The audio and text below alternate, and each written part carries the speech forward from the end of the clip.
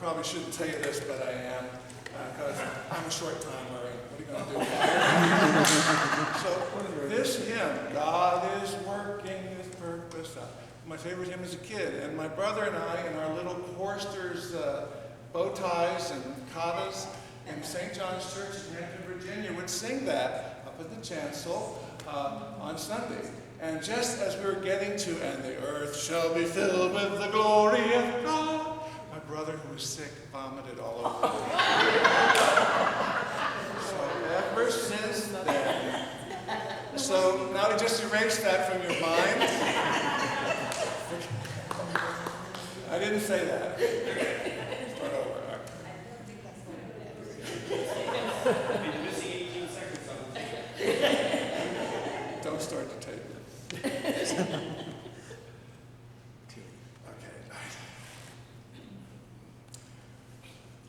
Okay, friends, have you ever been stabbed in the back, betrayed by a friend, badly used? You may resonate with the story I'm going to tell, if that's true. Or have you ever behaved badly yourself and shamefully toward a friend and wounded them deeply? If you have, this story might be for you too. This is a story of the most famous personal and political rift in American history. It's the break between two of our country's founding fathers, Thomas Jefferson and John Adams. They were so different men. I mean, Alpha and Omega. Jefferson was a patrician, Virginia planter, and owner of slaves, educated, erudite, suave, and charming. And Adams was a hardscrabble Boston farmer and lawyer who on principle never owned a slave or used slave labor on his farm. A man of brilliant mind, keen strategist, uncomfortable in social settings, and given to emotional outbursts. Couldn't ask for two different people. And Adams and Jefferson often came to opposite political conclusions in their lives. But a deep friendship developed with them when they met in 1775 at the Continental Congress in Philadelphia. They worked side by side on the committee drafting the Declaration of Independence, and Jefferson overlapped and then replaced Adams as ambassador to France, which was a key post given the colonies hoped to get France in. France, the eternal enemy of Britain, get them in this war with us. So they overlapped in England, and apparently they toured Shakespeare's home together and then toured gardens around London as a way of winding down from the stresses of their work. Abigail Adams, who was a formidable patriot in her own right, wrote this about Jefferson: "He is one of the choice ones of the earth."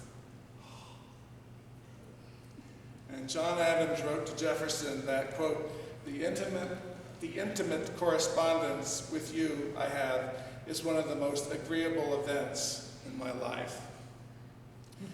Jefferson wrote to his fellow Virginian, James Madison, who would succeed Jefferson as president, "Adams is so amiable that I pronounce that you will love him if you ever become acquainted with him." Well, guess what? As always is a possibility in such close, affectionate relationships, things went south, and they went south pretty quick. In 1801, Jefferson followed Adams as President of the United States, and Adams, in the waning days of his administration, made an unusual number of political appointments. Jefferson fumed that these appointments, quote, were selected from among my most ardent political enemies who could be counted on to work against his presidential executive authority. So Jefferson admitted to, quote, brooding over it over some little time. Well, he brooded over it more than that, and the split happened. These two never spoke. So when Jefferson retired from the presidency in 1809, a fellow co-signer of the Declaration of Independence, Dr. Benjamin Rush, tried to get these two friends back together.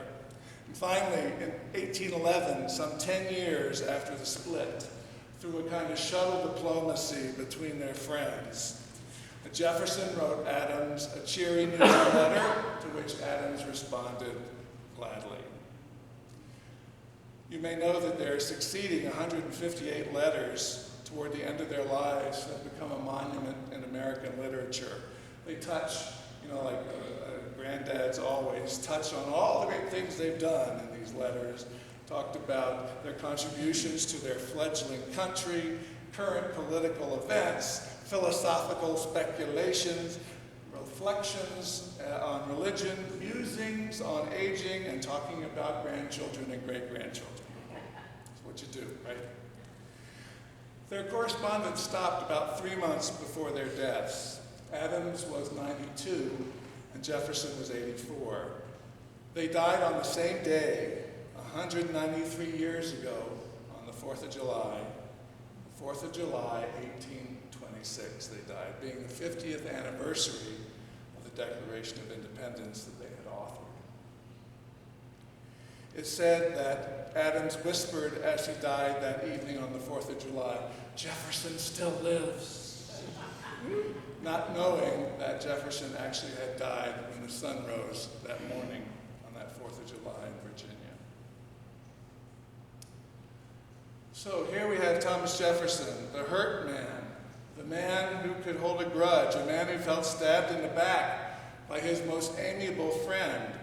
Jefferson, the aggrieved party, through the thoughtfulness of friends, reached out with forgiveness to Adams that was reciprocated, sealing a reconciliation between them.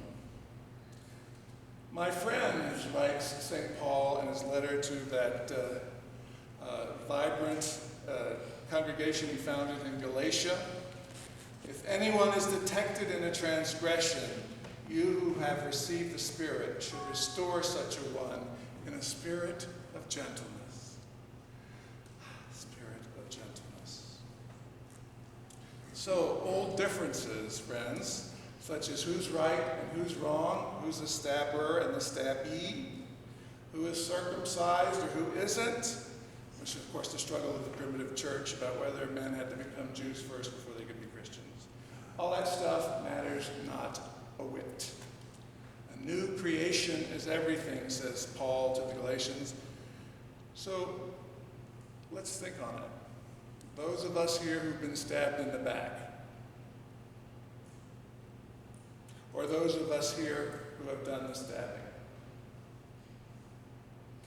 It may well indeed be within our power to restore fractured relationships through humility, courage, the bestowal of the gift of friendship and forgiveness, all done with